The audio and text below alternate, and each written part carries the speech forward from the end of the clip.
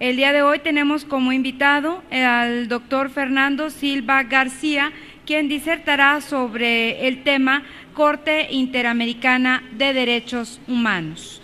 Antes de pasar a la exposición del tema central de nuestra conferencia, me voy a permitir dar alguna breve síntesis curricular de nuestro invitado del día de hoy.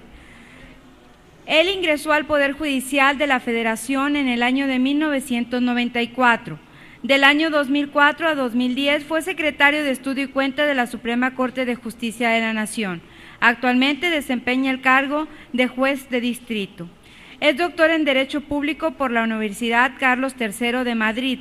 Obtuvo el grado con la tesis dirigida inicialmente por Luis López Guerra, juez del Tribunal Europeo de Derechos Humanos, y posteriormente por Alejandro Sáenz Arnaiz, juez ad hoc del mencionado Tribunal de Estrasburgo. Publicada dicha tesis bajo el título Derechos Humanos, efectos de las sentencias internacionales por Porrúa en el año 2007.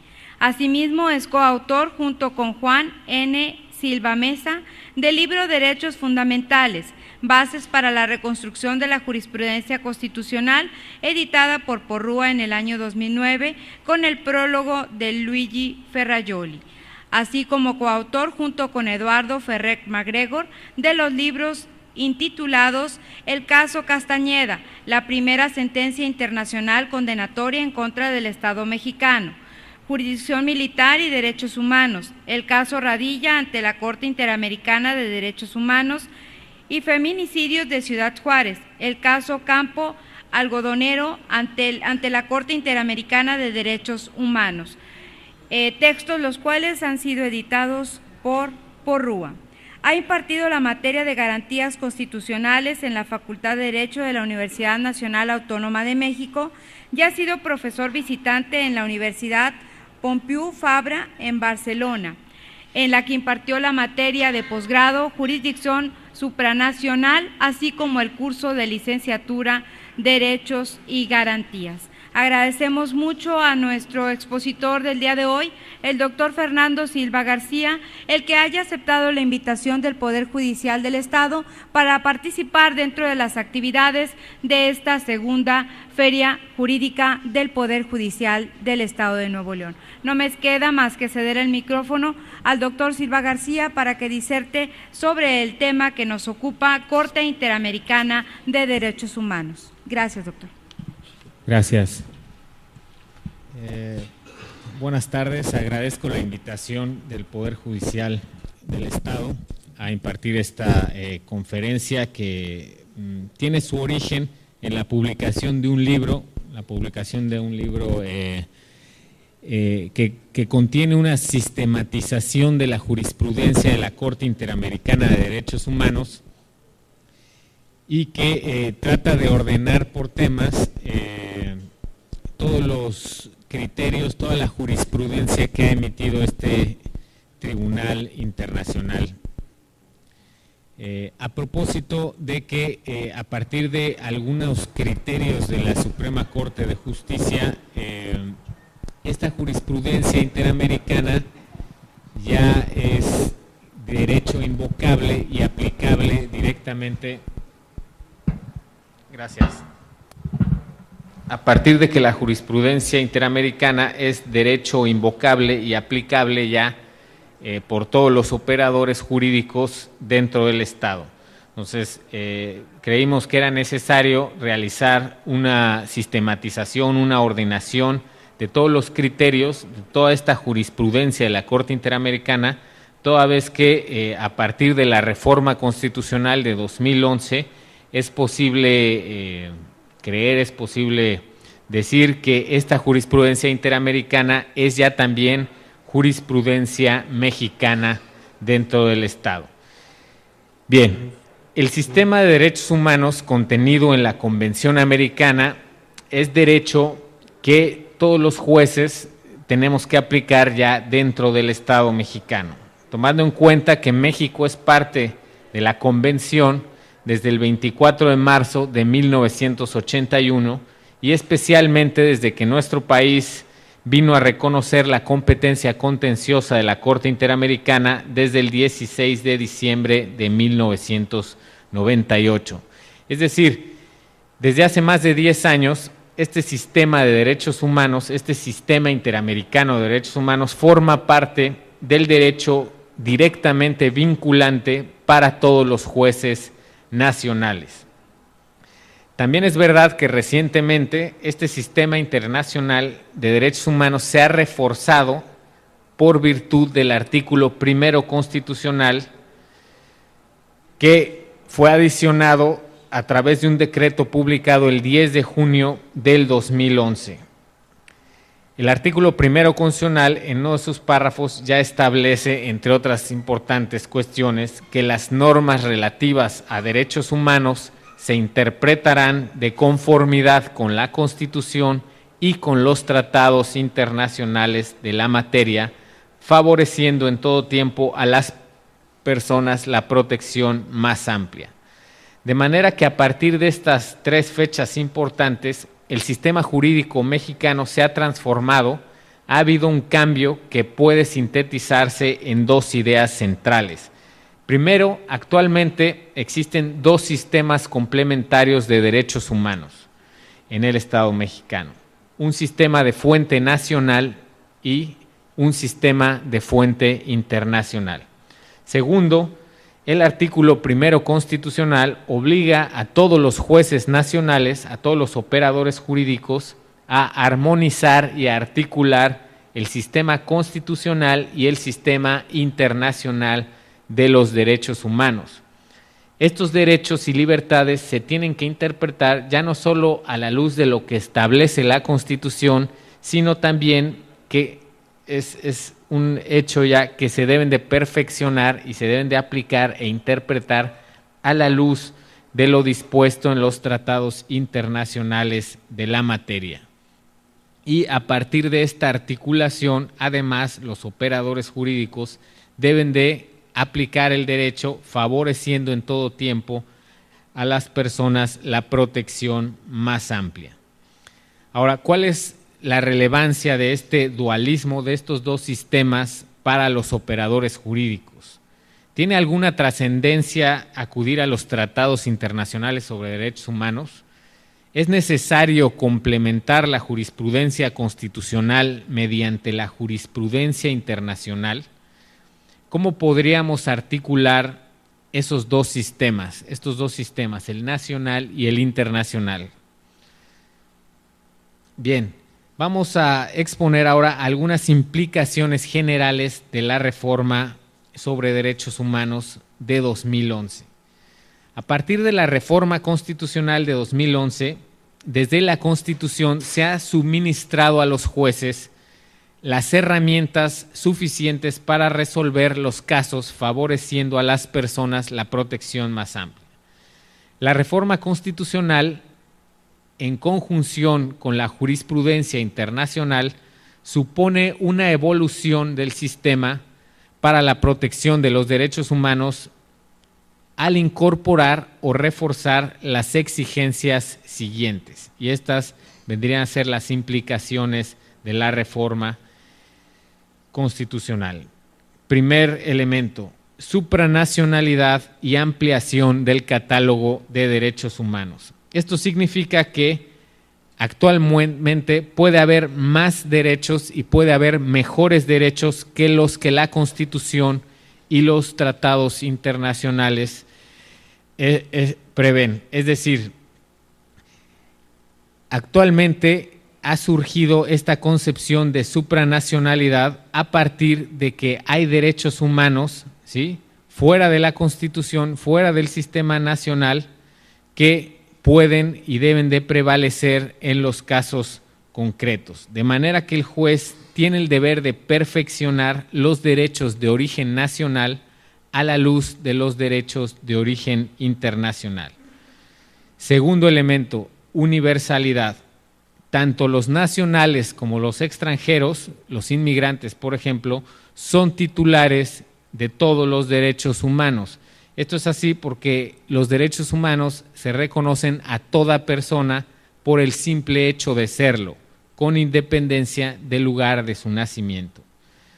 Tercer elemento, se han multiplicado los órganos de garantía y se han diversificado los deberes de protección de los derechos humanos.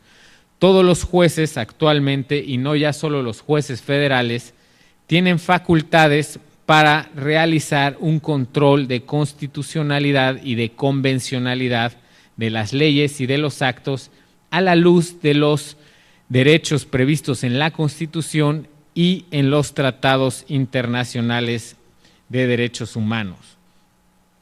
Cuarto elemento, posibilidad de impugnar omisiones legislativas. La reforma y los tratados internacionales de la materia prevén ya la posibilidad de impugnar no solo las leyes que a partir de una configuración positiva establece el legislador, sino que también es posible impugnar las omisiones, las lagunas que el legislador ha dejado de llenar en su obra regulativa. Quinto elemento, eficacia vertical y eficacia horizontal de los derechos humanos. Esto supone el reconocimiento de que tanto el Estado como los particulares, piénsese en empresas, en hospitales privados, pueden violar derechos humanos y el juez competente tiene el deber de reparar las violaciones respectivas. Sexta implicación. Ha surgido una nueva metodología para la interpretación de los derechos humanos, que impone al juez la obligación de resolver los asuntos de su conocimiento, prefiriendo el significado de los derechos más favorable para la persona humana. Séptimo elemento, séptima implicación, deber de ponderación. Esto supone que el juez, que el operador jurídico, ante un conflicto entre dos o más derechos, debe de realizar un equilibrio dirigido a que cada uno de estos derechos resulte garantizado en una medida suficiente. Esto prohíbe al juez, al operador jurídico, que haga prevalecer alguno de los derechos en conflicto en términos absolutos. Octava implicación, proporcionalidad de las restricciones a los derechos humanos. Es verdad que los derechos humanos y las libertades, por regla general, tienen límites basados en los derechos humanos de terceros principalmente. Sin embargo, estas restricciones, estos límites de los derechos humanos deben de ser proporcionales y razonables a fin de que no se vacíe el contenido esencial de estos derechos y libertades. Noveno elemento, novena implicación de la reforma, justiciabilidad de los derechos sociales. Como ustedes saben, los derechos sociales, el derecho al agua, el derecho a la salud, el derecho a la vivienda, son derechos que requieren que el legislador establezca y prevea políticas financieras, legislativas, administrativas sobre estos derechos, de manera que el juez, los operadores jurídicos tienen facultades para ver si estas políticas legislativas, financieras y administrativas sobre los derechos fundamentales de carácter social son equitativas, proporcionales, progresivas, etcétera. Décimo elemento, equidad de género. La equidad de género a partir de la reforma y de los tratados internacionales sobre derechos humanos deja ya de ser una opción discrecional a cargo del legislador para erigirse como un derecho fundamental, centralmente para las mujeres, exigible a todos los poderes públicos, quienes deben de asegurarla, inclusive mediante normas, mediante acciones afirmativas, especialmente en áreas sensibles, por ejemplo, trabajo, salud, acceso a la justicia, democracia, etc. Décimo primer elemento, la reforma constitucional y los tratados internacionales han generado una redefinición del sistema de justicia penal. En esencia, con base en las siguientes razones. Han aumentado tanto los derechos de la víctima del delito y sus familiares, como también han aumentado los derechos del procesado. Esto implica, por ejemplo, nuevas exigencias para la validez del arraigo, ¿sí?, del arraigo penal, por ejemplo, el respeto al principio de presunción de inocencia, así como para la libertad provisional bajo caución. También hay nuevas exigencias para la prisión vitalicia. La prisión vitalicia debe desaparecer gradualmente y nunca restablecerse, siguiendo los criterios del derecho internacional. Asimismo, las víctimas y sus familiares ahora son parte procesal en sentido amplio, emergiendo para ellos un derecho de acceso a la verdad y de acceso a la justicia. 12º elemento, acotación de la jurisdicción militar.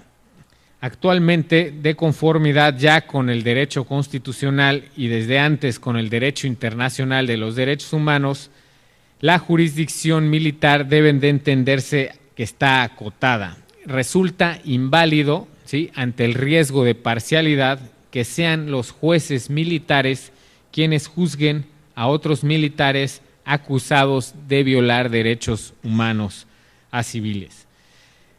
Todos estos puntos, todas estas implicaciones normativas se introducen esencialmente gracias al derecho internacional que ahora está constitucionalizado y que por tanto existe la necesidad de conocer esta jurisprudencia interamericana de la Corte.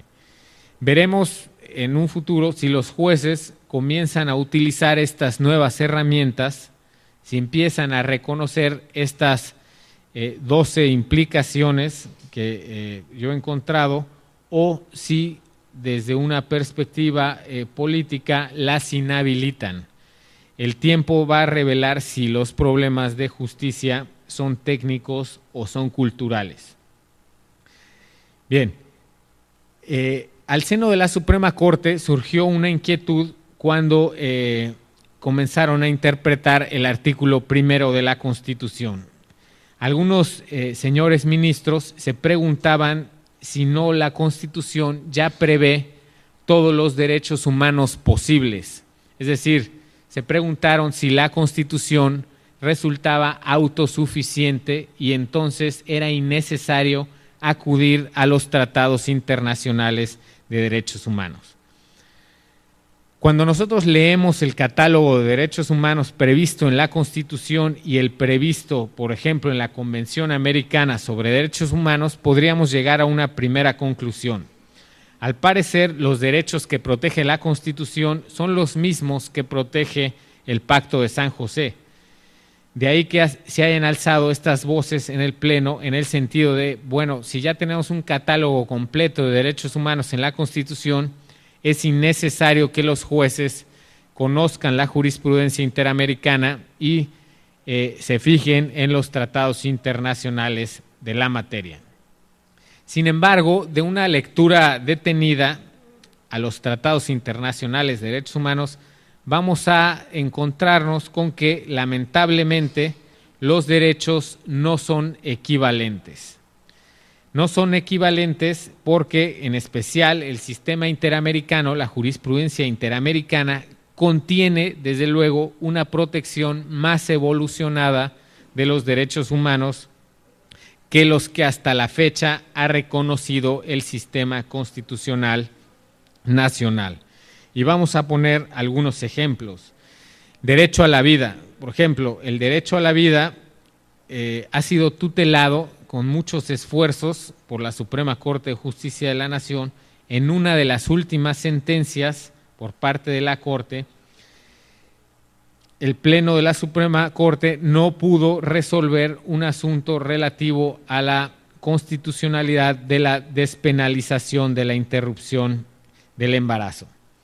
En la sentencia dictada el 28 de agosto de 2008 en la acción de inconstitucionalidad 146/2007, en este asunto, y esto está publicado en la página de la Suprema Corte, es apreciable cómo el Pleno en una sentencia en la que es una no sentencia, es una sentencia tan dividida que lo que se expone ya en la decisión final es en el siguiente sentido.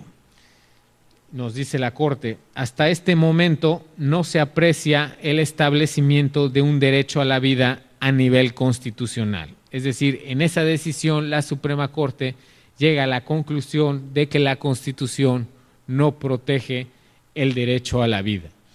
Desde luego que en posteriores sentencias, ya la Suprema Corte, sin hacer mención de esta desastrosa decisión, de esta no sentencia, tuvo que ir reconociendo, desde luego, el derecho a la vida.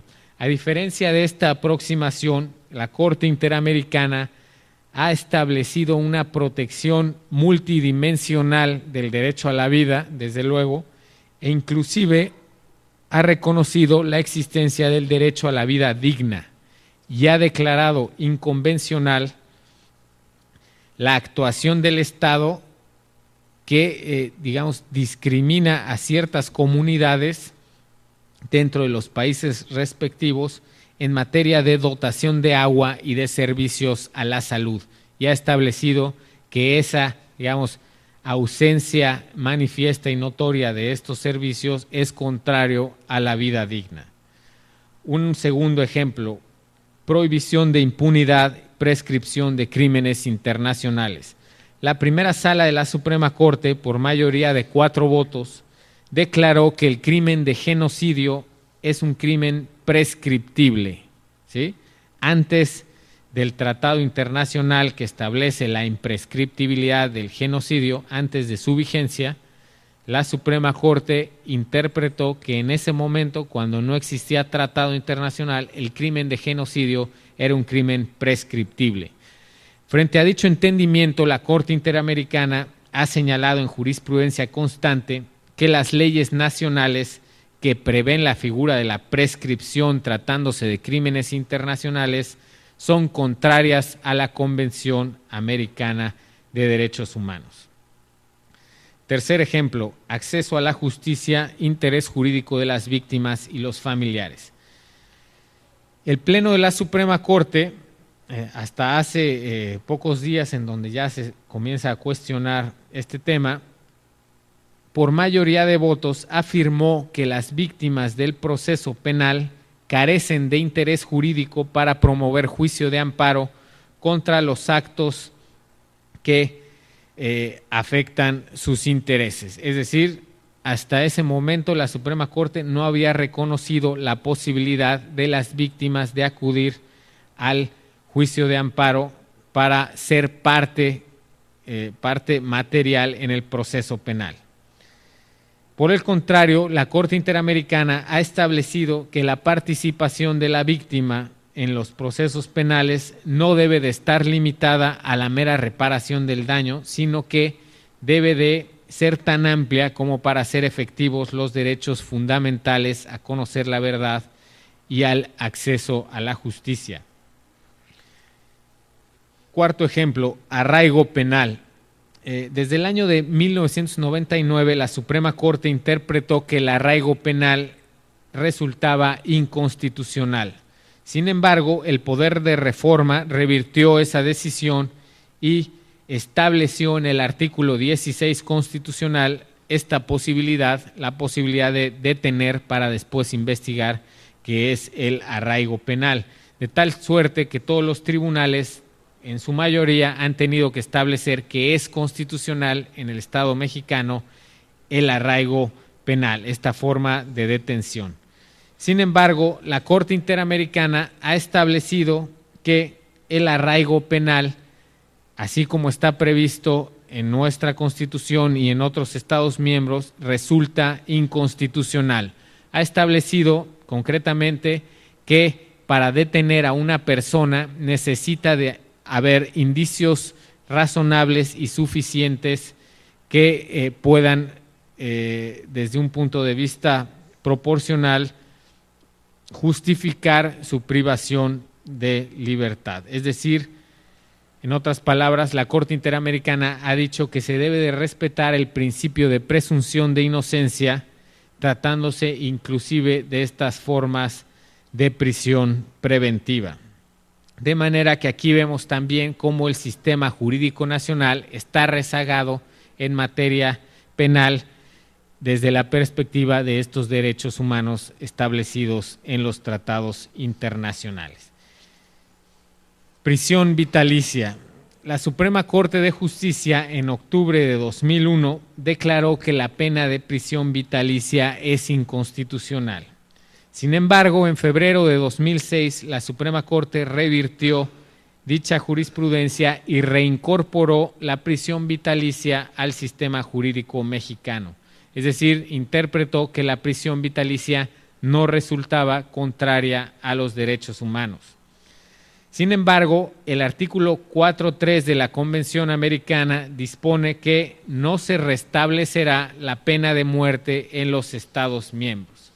De manera que, desde cierta perspectiva, esta reincorporación jurisprudencial de la prisión vitalicia en nuestro sistema jurídico contradice y está rezagada a la luz de los estándares reconocidos en la jurisprudencia interamericana sobre derechos humanos.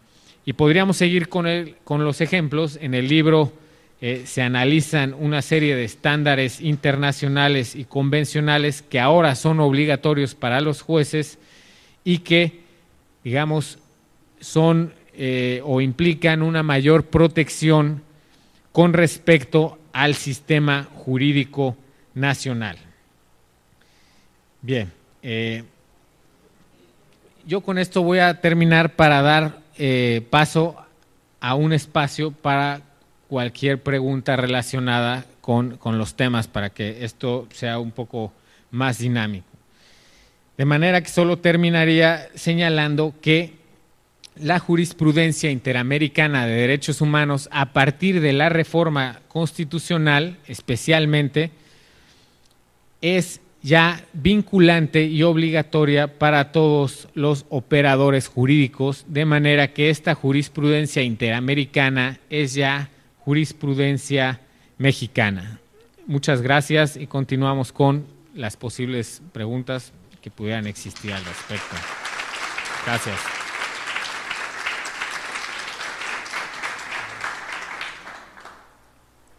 ¿Alguna persona que quiera hacer alguna pregunta o comentario al expositor? A ver, ahí está el maestro.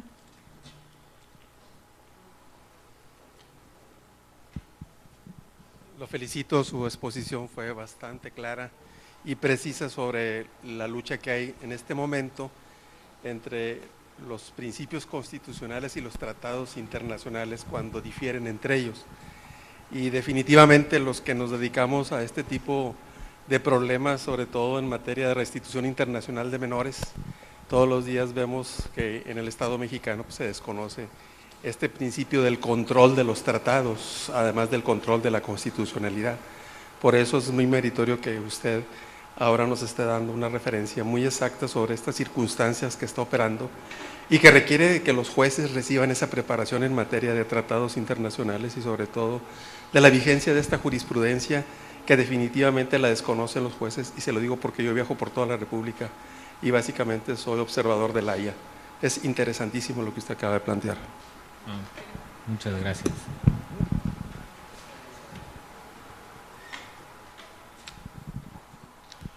En el tema de la jurisprudencia de la Corte Interamericana, ya está existiendo actualmente una aplicación directa de los jueces locales, sobre todo los jueces de los estados.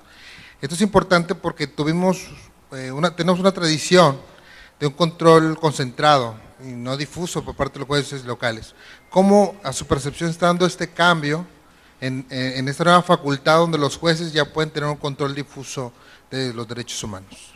Sí, claro. Bueno, toda modificación, toda reordenación al sistema jurídico es también una reordenación al sistema cultural, ¿verdad?, de los operadores jurídicos. Entonces, todos los cambios siempre cuestan trabajo, ¿no? Es decir, todos los jueces y magistrados que crecieron o que crecimos con una cierta formación, pues nos cuesta trabajo de pronto ver que eso que creíamos ya no es tal, ¿no? De manera que estos cambios, desde mi punto de vista, se han se han comenzado a realizar de forma prudente, de forma muy lenta. Sin embargo, lo cierto es que cuando algún juez, ¿no?, como sucedió aquí con el juez con el juez de este estado, ¿no?, sin mal no recuerdo, que fue uno Carlos de los Emilio primeros, Arenas. ¿no? Exacto. Que realizó uno de los primeros, ¿no?, controles de convencionalidad, porque, ojo, antes de la reforma de 2011 ya también era posible realizar el control de convencionalidad. La Suprema Corte lo realizó en algunas ocasiones, ¿no?, y algunos jueces también lo realizaron, ¿verdad? Solo que a partir de la reforma, bueno, esto es como más claro, ¿no? Se ha reforzado esta posibilidad. Bien, entonces se ha realizado un poco lento este cambio. Sin embargo, cuando un juez dicta una sentencia, ¿no?, en donde ejerce este control de convencionalidad, lo cierto es que esa sentencia aislada, digamos, tiene, por decirlo de algún modo, una fuerza expansiva, es decir, vale más que 1000 sentencias en donde se ha hecho lo mismo, en donde se sobreseen, donde se niegan las pretensiones, ¿no?, de las partes que promueven estas cuestiones novedosas. De forma que, si bien es cierto que hay muy pocos jueces en todo el estado que se han animado a ejercer este control, lo cierto es que una sola de esas sentencias se difunde, ¿sí?, en todo el país, ¿no?, como nosotros conocimos de esta sentencia, y los abogados la empiezan a invocar y empieza a tener una vocación transformadora, digamos, más fuerte que el equivalente a 1000 sentencias, digamos, conservadoras, por decirlo de algún modo, ¿no? Eso es lo que yo puedo apreciar.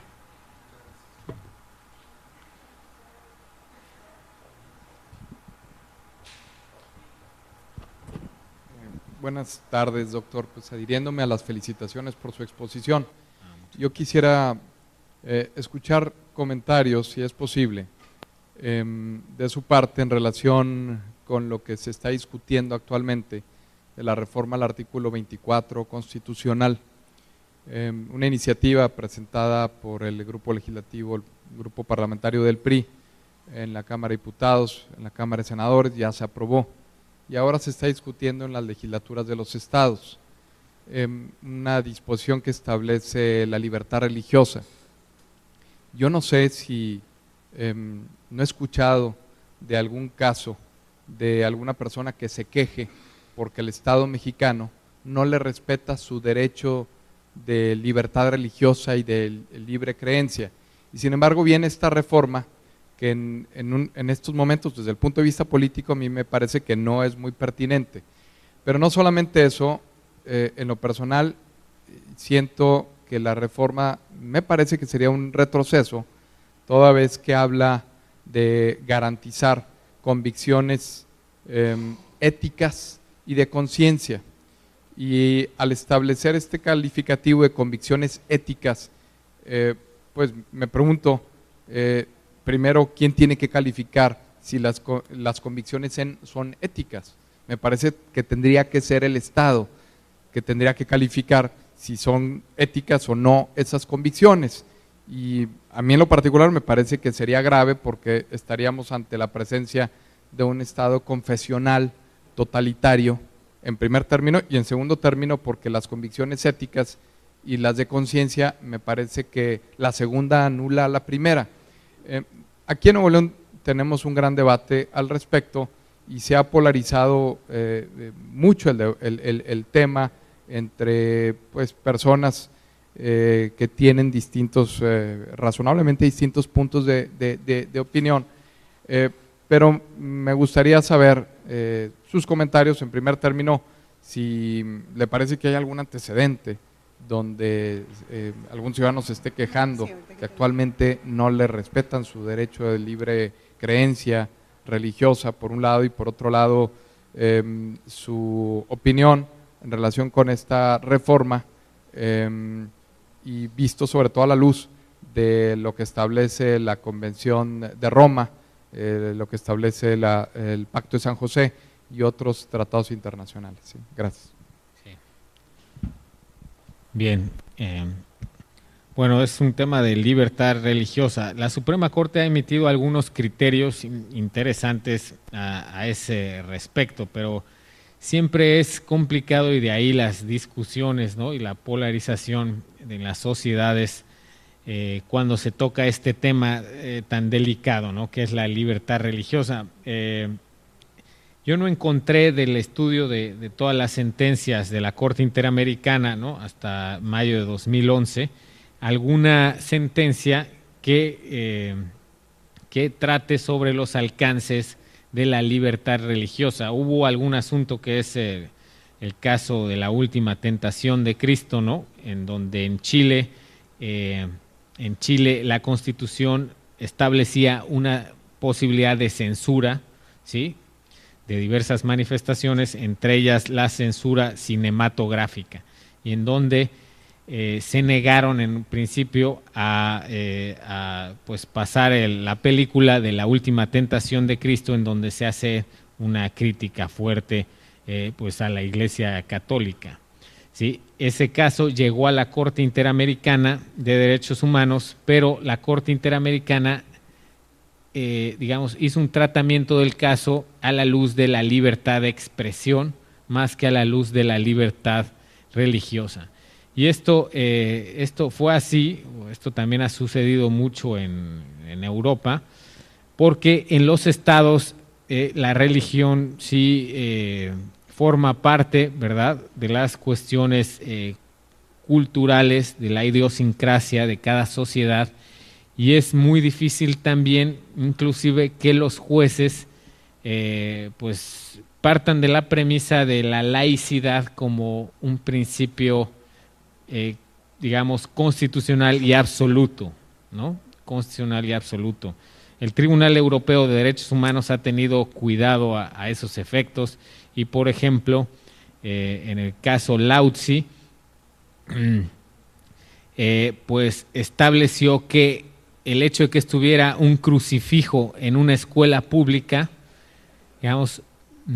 era una cuestión que cada estado debía regular y no era una cuestión, violatoria de la libertad religiosa, precisamente porque la laicidad no necesariamente es un principio derivado de algún derecho humano que sea, intocable, porque esto ya va a depender de las cuestiones culturales de cada estado, ¿no? Por ejemplo, así tenemos que en Reino Unido, ¿verdad?, la reina de Inglaterra, es decir, se mezclan estas cuestiones políticas y jurídicas con la religión, ¿no? La reina de Inglaterra es también, ¿no?, cabeza de la iglesia, etcétera. Entonces, estas cuestiones que nosotros vemos en nuestro país como a veces algunos muy naturales, como la laicidad, esta separación tajante y radical entre iglesia y Estado, parece que es un principio universal, pero no lo es tanto, ¿no? Entonces, siempre, desde luego,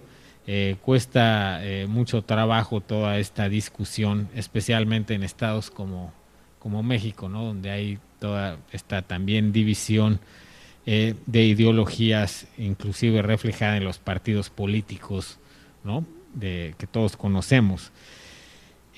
Pero desde luego, ya en relación al otro tema, con estas cuestiones de introducir conceptos jurídicos indeterminados en la Constitución, como son ética y conciencia y todo esto, pues sí quedará en manos de los jueces, ¿verdad?, interpretar estas cuestiones con cierta prudencia para que no se generen, desde luego, abusos propios de estados autoritarios. Y estoy seguro que en ese sentido la Corte, ¿verdad?, a pesar de que tenemos una Corte, dividida y en gran medida conservadora, tenga la prudencia para establecer que estos conceptos que en su momento se introduzcan no generen en ningún caso una especie de autoritarismo relacionado con la conciencia, ¿no?, y la libertad de pensamiento de los individuos. Gracias.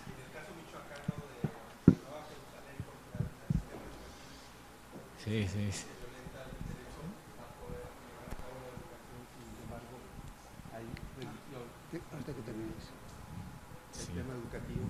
¿Cómo observa usted el caso michoacano?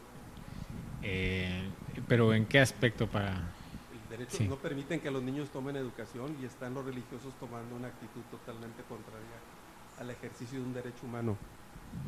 Sí, sí, bueno, ahí es un poco el mismo razonamiento, ¿no? Ahí habría que dejar esto en manos de los jueces, ¿no? Creo que son los que deben de interpretar estos derechos ahí que están un poco en conflicto, ¿no? Deslindar el contenido del derecho a la educación en relación a la libertad religiosa, pero siempre van a ser temas, digamos, que dependan también inclusive de cada entidad federativa, ¿no? De la cultura y de la idiosincrasia de cada entidad federativa, ¿no?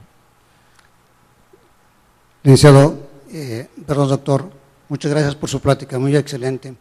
Tengo una duda con respecto al artículo primero constitucional y el 107. En el primero dice que serán reconocidos los derechos de la Constitución y los celebrados con respecto a las convenciones internacionales, pero a su vez el 107 dice que los derechos son los protegidos por la Constitución. ¿No habría ahí una antinomía con respecto a la redacción del legislador?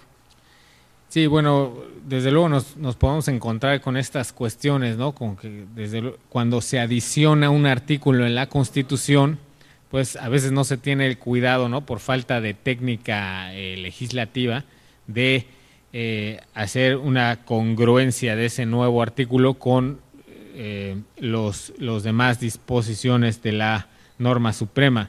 Sin embargo, a partir de pues las jurisprudencias de la Suprema Corte, hay una jurisprudencia que establece que así dice, los estatutos de la Constitución no deben de entenderse que son contradictorios, ¿no? Es decir, hay que hacer una interpretación sistemática, y si el artículo primero constitucional es, por ejemplo, posterior y establece una regulación más amplia y más específica, es, digamos, la norma, por decirlo de alguna manera, la disposición como especial de la materia, pues debe de entenderse de manera sistemática con el artículo 107 constitucional, y ahí ya se solventaría, ¿no? Esa antinomia que en principio se produce desde una perspectiva semántica.